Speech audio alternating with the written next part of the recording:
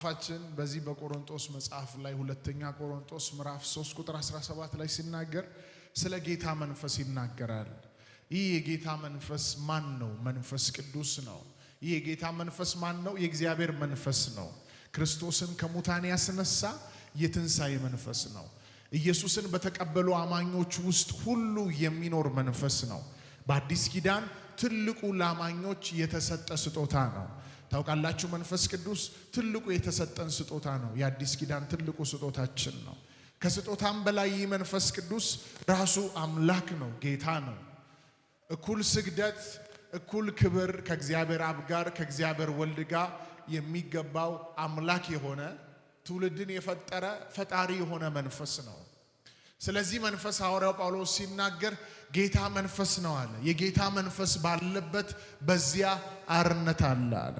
የጌታ መንፈስ፣ የእግዚአብሔር መንፈስ፣ የኢየሱስ መንፈስ ባለበት በዚያ ምን አለ አለ? አርነት አለ። ሃሌሉያ።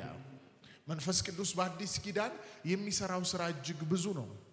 ታውቃላችሁ፣ በአንድ ሰዓትም አይደለም በወርም በአመትም ተናግረን ልንጨርሰው አንችልም። የመንፈስ ቅዱስን ስራ በአዲስ ኪዳን ያለውን በአማኞች ህይወት ላይ ያለውን በቤተ ክርስቲያን ላይ ያለውን ስራ ብናወራ ተናግረን ማንጨርሰው ነው። ለምን ሲባል የእግዚአብሔር አጀንዳ ሁሉ የእግዚአብሔር ሐሳብ ሁሉ የሚፈጸምበት መንገድ በአዲስ ኪዳን የሚሰራበት ስራ የሚሰራበት መንገድ ሁሉ በመንፈስ ቅዱስ አማካኝነት ነው። ለምሳሌ ጌታ ኢየሱስ ከኔ ጋር አለ ስትሉ ጌታ ኢየሱስ ከናንተ ጋር ያለው በመንፈስ ቅዱስ አማካኝነት ነው። ከበዓለ ሃምሳ ቀን ጀምሮ አሁን እስካለንበት ቀን ድረስ ኢየሱስ እስከሚመጣበት ዘመን ድረስ የመንፈስ ቅዱስ ዘመን ነው። ይህ መንፈስ ቅዱስ ደግሞ ለአማኞች ይረዳል፣ ያግዛል፣ ያበረታል፣ ጥበብን ይሰጣል፣ ዕውቀትን ይሰጣል፣ ማስተዋልን ይሰጣል፣ ሞገስን ይሰጣል፣ እንዲጸልዩ ይረዳቸዋል፣ ክርስቶስን ይገልጥላቸዋል፣ ይህንን መጽሐፍ እንዲረዱ ያደርጋቸዋል። የመንፈስ ቅዱስ ሥራ እጅግ በርካታ ነው በዚህ አዲስ ኪዳን ላይ። በተለይ አማኝ በህይወቱ ላይ መንፈስ ቅዱስን ካወቀ እንዴት አድርጎ ከመንፈስ ቅዱስ ጋር ህብረት ማድረግ እንዳለበት፣ ድምፁን መስማት እንዳለበት፣ የመንፈስ ቅዱስ በአማኞች ህይወት ውስጥ ያለውን ተግባር ከተረዳ በአዲስ ኪዳን ህይወቱ ተራ የሆነ ህይወት አይኖርም። እንደተጻፈለት እንደታየለት ጌታ እንዲኖር እንደሚፈልገው ህይወት መኖር ይችላል። ማን ሲገባው? ማንን ሲረዳ? መንፈስ ቅዱስን ሲረዳ። ሐዋርያው ጳውሎስ አንዱ መንፈስ ቅዱስ በተገኘበት የጌታ መንፈስ የክርስቶስ መንፈስ በተገኘበት ቦታ የሚሰራውን ስራ በዚህ ቦታ ላይ ተናገረ። የጌታ መንፈስ በተገኘበት ቦታ ምን አለ አለ? አርነት አለ። አዎ፣ የጌታ መንፈስ በተገኘበት ቦታ ነፃ መውጣት አለ፣ ፈውስ አለ፣ አርነት መውጣት አለ። የማን መንፈስ በተገኘበት? የጌታ መንፈስ በተገኘበት። አሁን ይሄ ሚቲንግ በዓለም ላይ ካሉ ሚቲንጎች ሁሉ የሚለየው ለምን ይመስላችኋል? ዓለም ላይ በዚህ ሰዓት ላይ በተለያየ አይነት አቅጣጫ በእምነት ደረጃ ወይ ደግሞ በፖለቲካ በተለያየ አይነት አቅጣጫ በሺዎች ሆነው በዚህ ሰዓት ላይ የሚሰበሰቡ ሰዎች አሉ። ከነሱ ስብሰባ ከነሱ ሚቲንግ ይሄ በጣም እጅግ ይለያል። ለምን ሲባል ሰማይና ምድርን የፈጠረ የጌታ መንፈስ የተገኘበት ሚቲንግ ነው ይሄ። የገባው ሰው ቢኖር ጮሆ አሜን ይላል። እስቲ አጠገባችሁ ያለውን ሰው ንኩና መንፈስ ቅዱስ በዚህ ያለ ደስ ይበል በሉት። አሜን አሜን አሜን። የሚገርመው ደግሞ መንፈስ ቅዱስ በዚህ ብቻ አይደለም፣ መንፈስ ቅዱስ በእኛ ውስጥም አለ። ኢየሱስ ዮሐንስ ወንጌል 14 ላይ ሲናገር እንደዚህ አለ። ስለ መንፈስ ቅዱስ ሲናገር እርሱም ዓለም የማያየው ነው አለ፣ ዓለም የማያውቀው ነው። ስለዚህ ሊቀበሉት የማይችሉት የእውነት መንፈስ ነው አለ። እናንተ ግን አለ በእናንተ ዘንድ ስለሚኖር በእናንተ ውስጥም ስለሚሆን ታውቁታላችሁ አለ። መንፈስ ቅዱስ በአማኞች ሕይወት ላይ በሁለት አይነት መንገድ እንዳለ ጌታ ኢየሱስ ተናገረ። በሱ አምነው እሱን በተቀበሉ አማኞች ሕይወት ላይ ከነሱ ጋር በነሱ ውስጥ አለ። ባይዘዌይ በዚህ በአዲስ ኪዳን በምንመላለስበት ምዕራፍና በክርስትና ጎዳናችን ላይ ሁሌ ልንረሳው ማይገቡ ሁለት ነገሮች አሉ። ኢየሱስ የተናገረው መንፈስ ቅዱስ ከኛ ጋር፣ መንፈስ ቅዱስ በእኛ ውስጥ። እስቲ መንፈስ ቅዱስ ከኔ ጋር በሉ፣ መንፈስ ቅዱስ በኔ ውስጥ ጩና እስቲ አለ በሉ እስቲ። ሁሌ ፍርሃት ከህይወታችሁ እንዲሄድ ከፈለጋችሁ ይህንን አስቡ። ፍርሃት የሚባል ስልጣን ኖሮት እንዳያገኛችሁ ከፈለጋችሁ በዚህ ኮንሸስ ውስጥ ተመላለሱ። የአዲስ ኪዳን አማኝ ትልቁ ብርታቱ በዚህ ቃል መረዳት መመላለሱ። ዳዊት ብሉይ ኪዳን ላይ ሆኖ እንኳን መንፈስ ቅዱስ በውስጡ የለም፣ ከሱ ጋር ነው ያለው። መዝሙር 23 ላይ ሲናገር በሞት ጥላ መካከል እንኳን ብሄድ እርሱ ከኔ ጋር ነውና ክፉን አልፈራም። ሞትን ጥላውን ማትፈራበት ምክንያት ምንድነው? ለምን አትፈራም አንተ ሰው ጤነኛ አይደለህም እንዴ ብላችሁ ብትጠይቁት በሞት ጥላ መካከል እንኳን ብሄድ ከኔ ጋር ያለው እሱ ስለሆነ ጌታ ስለሆነ ክፉን አልፈራም። ክብር ለኢየሱስ ይሁንለት። መንፈስ ቅዱስ በአዲስ ኪዳን የቤተ ክርስቲያን ጀማሪ ነው። መንፈስ ቅዱስ ከመውረዱ በፊት ቤተ ክርስቲያን የሚባል የለም። ቤተ ክርስቲያን የተጀመረችው መንፈስ ቅዱስ ከወረደ በኋላ ነው። የአማኞችን ሕይወት የሚረዳ እውነተኛ ወዳጅ በከፍታ በዝቅታ በምድረ በዳ እንደገና በለመለመም ስፍራ በሁሉም አቅጣጫ የማይቀየር ጥሎ ማይሄድ ስትደክሙ ስትበረቱ ሁሉ ጊዜ አብሯችሁ የሚሆን አንድ መንፈስ አለ። እሱም የጌታ መንፈስ ይባላል። ታውቃላችሁ ምድር ላይ ያለ ወዳጅ ሁሉ ጸባዩን ሊቀያየር ሊከዳ ይችላል። ፊቱን ሊያዞርባችሁ ጀርባውን ሊሰጣችሁ ይችላል። በመከራ ጊዜ ያጀቧችሁ ቀድመው ከናንተ ጋር የነበሩ ሁሉ ሊለያችሁ ይችላል። ሊለያችሁ የማይችል ወዳጅ በቀን በሌሊት በመከራ በደስታ መንፈስ ቅዱስ ይባላል። ሃሌሉያ። ሊለያችሁ የማይችል ወዳጅ ፍርሃት ውስጥ ሆናችሁ ፍርሃታችሁን የሚያነሳላችሁ፣ ደክማችሁ የሚያበረታችሁ፣ ወድቃችሁ የሚያነሳችሁ፣ ሁል ጊዜ ከናንተ ጋር ሆኖ የሚመራችሁ። እስቲ አንድ ሰው ጮሆ መንፈስ ቅዱስ ይበል። ድገም ውስጥ የመጨረሻ ጳውሎስ መንፈስ ቅዱስ አንዱ ከሚሰራቸው ስራዎች በተገኘበት ቦታ አንዱ ከሚያደርጋቸው ነገሮች ውስጥ ሲናገር የጌታ መንፈስ ባለበት በዚያ አርነት አለ። ዋው እንዴት ደስ ይላል! አርነት አለ ሲል ነፃ መውጣት አለ፣ ፈውስ አለ እያለ ነው። አንዳንድ ሰው ካጋንንት እስራት መፈታት ብቻ አይደለም። አንዳንድ ሰው ታውቃላችሁ አይምሮ የሚታሰራል በሆነ በዙሪያው ባለ ጉድለት በዙሪያው ባለ ሁኔታ አይምሮ ይያዛል። በትዳር ውስጥ ባለ ነገር ከሰው ጋር ባለው ህብረት በኢኮኖሚ ሊሆን ይችላል፣ በፖለቲካ ሊሆን ይችላል፣ በተለያየ አቅጣጫ አይምሮ ይታሰራል፣ ይያዛል። አዲስ ነገር ማድረግ እንዳይችል፣ ወደፊት እንዳይወጣ፣ ወደፊት ሄዶ ወደ ታየለት ግብ እንዳይደርስ፣ አዲስ ነገር አስቦ እንዳይሰራ አይምሮ እንኳን የሚታሰር ሰው አለ። ስታዩት ሰላም ነው፣ ይንቀሳቀሳል፣ ሱፍ ለብሶ ይሄዳል። ነገር ግን ውስጡ በጭንቀት ታስሯል፣ ውስጡ በፍርሃት ታስሯል፣ ውስጡ በተለያየ አቅጣጫ ታስሯል። ይሄንን አሁን ዶክተር ሊፈታ አይችልም። የሰው አቅም፣ የሰው ብርታት፣ የሰው ኃይል ሊፈታ አይችልም። መንፈስ ቅዱስ ግን በሰው ህይወት ላይ ሲገለጥ ድብቅ የተባለውን እስራት ራሱ ስውር የተባለውን እስራት የሰውን ህይወት የሚያዘገየውን እስራት ይበጥሳል፣ ይበጥሳል፣ ይበጥሳል።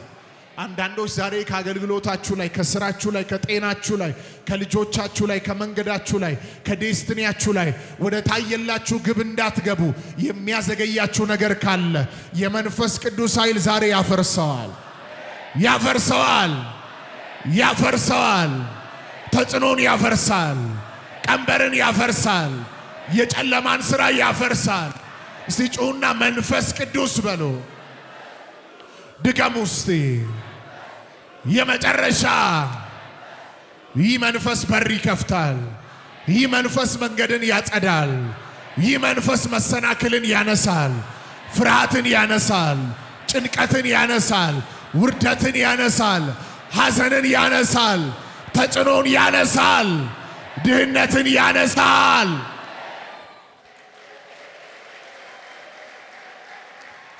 መጽሐፋችን ላይ ያሉትን ሁሉ ብትመለከቱ ደካሞች የበረቱት በሱ ነው።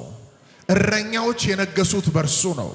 በሰው አይን እንዲህ ተብለው እንኳን የማይታዩ በሰው አቆጣጠር በሰው ሐሳብ የሆነ ስፍራ ላይ ይደርሳሉ ተብለው የማይታሰቡ ተራ የተባሉ ሰዎች ወደ ከበረ ምዕራፍ የወጡት በሱ ነው። ዓለም ሁሉ ከናንተ ጋር ከሚቆም በሺዎች የሚቆጠሩ ሰዎች አብሯችሁ ከሚሰለፉ ባለጠጎች፣ ባለስልጣኖች አብሯችሁ ቆመው ከምትጓዙት ጉዞ በላይ ዓለም ሁሉ ተቃውሟችሁ መንፈስ ቅዱስ ከናንተ ጋር ከቆመ ልትወድቁ አትችሉ፣ ልትጠፉ አትችሉ፣ ልትከስሩ አትችሉ። ሃሌሉያ!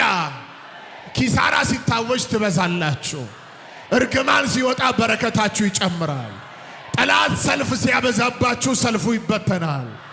የእናንተ ነገር እየጨመረ ከክብር ወደ ክብር፣ ከኃይል ወደ ኃይል፣ ከጸጋ ወደ ጸጋ እየበዛ ይሄዳል። እስቲ አንድ ሰው ጮሆ መንፈስ ቅዱስ ይበል። ድገሙ እስቲ ጥሩት። የመጨረሻ እሱ ባለበት ምን አለ ይላል? አርነት አለ። የመቆም ትልቁ ምክንያት ምንድነው ብትሉኝ መንፈስ ቅዱስ ነው። የጠበቅኳቸው ሰዎች እንደገና ደግሞ ያሰብኳቸው ሰዎች በሚፈለገው መንገድ እንዳሰብኩት እንደጠበቅኩት አጠገቤ ላይ ቆሙ ይችላሉ። ነገር ግን መንፈስ ቅዱስ አጠገቤ ስለቆመ ዛሬ ቆሜያለሁ። ዛሬ ልንገራችሁ፣ እዚህ ያላችሁ ሰዎች፣ እዚህ ያላችሁ ወንዶች፣ ሴቶች ዛሬ የትኛውም አይነት እስራት ካለ ላይፋችሁ ዙሪያ ያለ እስራት ካለ መንፈስ ቅዱስ ዛሬ ይበጥሰዋል። ከሞን ጩና አሜን በሉ። መንፈስ ቅዱስ ዛሬ ይበጥሰዋል።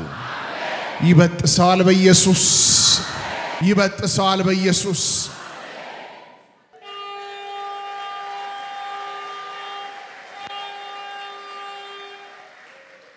መጽሐፉ ምን ይላል መሰላችሁ? የጌታ መንፈስ ባለበት በዚያ አርነት አለ ይልና እኛ ሁላችንም ይላል። ስለ ዴስቲኒ ሲናገር፣ ስለ አማኞች ዴስቲኒ ሲናገር እኛ ሁላችንም። እስቲ እኔም በሉና ጨምሩበት። አሁን እዚህ ፓስተሮች፣ ሐዋርያቶች፣ ነቢያቶች ብቻ አላለም። እኛ ሁላችንም አለ በመጋረጃ በማይከደን ፊት፣ በመጋረጃ በማይከደን ፊት የጌታን ክብር እንደ መስታወት እያብለጨለጨን የልጁን መልክ እንመስል ዘንድ ከክብር ወደ ክብር እንለወጣለን።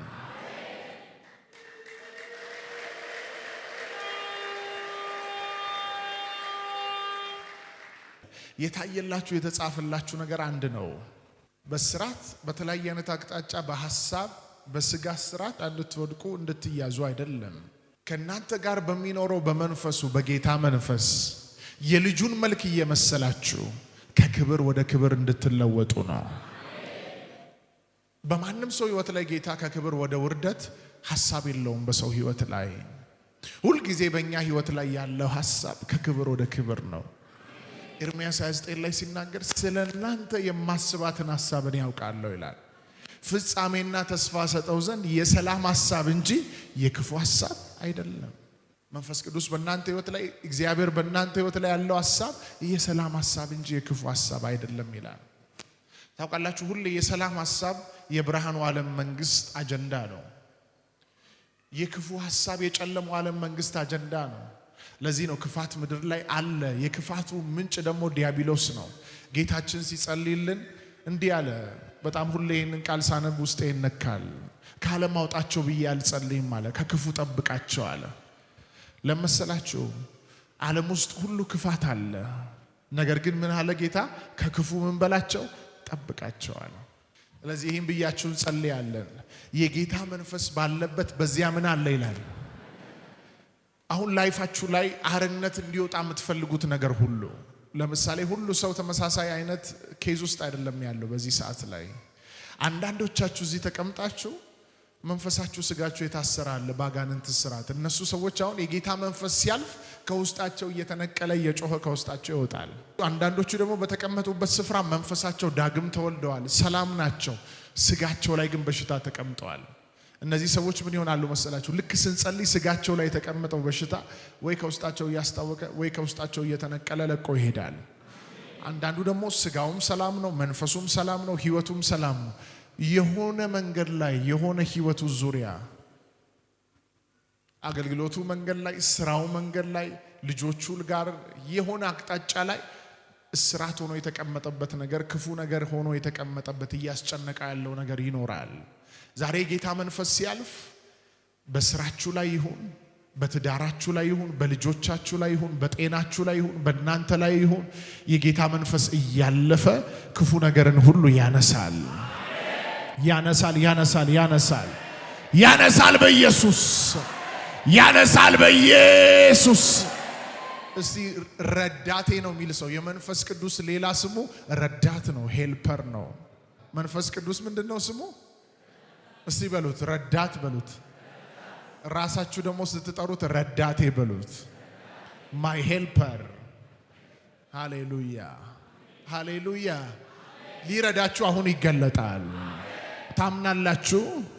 ቆመን ስንጸልይ በብዙዎቻችሁ ቤት በብዙዎቻችሁ ህይወት ላይ ታምራት ይሆናል። ታምራት ይሆናል። ሰንሰለቶች ይበጠሳሉ። እስራቶች ይፈታሉ። በማን ኃይል? በመንፈስ ቅዱስ ኃይል። ሃሌሉያ። ጸልዬ ማልዘጋው ጸሎት ምን አይነት ጸሎት መሰላችሁ? መንፈስ ቅዱስ ሆይ እርዳኝ። ከዚህ ምድር ዲፓርት ሳደርግ የዚህ ምድር ቆይታዬ ሲያበቃ ነው የጸሎት የሚያቆመው። እርግጠኛ ነኝ። ለመሰላችሁ ያለኔ ምንም ልታደርጉ አትችሉም አለ ኢየሱስ። ጌታችን ኢየሱስ ደግሞ በመንፈስ ቅዱስ መገኘት ውስጥ በእኛ ውስጥ አለ። ይኸውላችሁ ለመሰላችሁ አሁን ብዙ ሰው ስለ ሥላሴ ኮንፊዥን ይፈጥርበታል። አሁን ጌታ ኢየሱስ ቆሞ እያስተማረ አንዱ ደቀ መዝሙር ተነሳና አብን አሳየንና ይበቃናል አለ። አብን ብቻ አሳየንና ይበቃናል አለ። ኢየሱስ ዞር አለና እንደዚህ አለ፣ እኔን ያየ አብን አየ አለ። ምን ማለት መሰላችሁ? በሱ መገኘት ውስጥ እሱ በተገኘበት ቦታ እግዚአብሔር አብ አለ። በሱ ውስጥ እግዚአብሔር አብ አለ። ኢየሱስ ለዚህ ነው ከሱ ወጥቼ መጣው ይላል። አያችሁ፣ በሱ መገኘት ውስጥ ማን አለ? እግዚአብሔር አብ አለ። መንፈስ ቅዱስም በተገኘበት ቦታ ማን አለ? ጌታ ኢየሱስ አለ። አሜን ነው። አሜን ነው ወይ?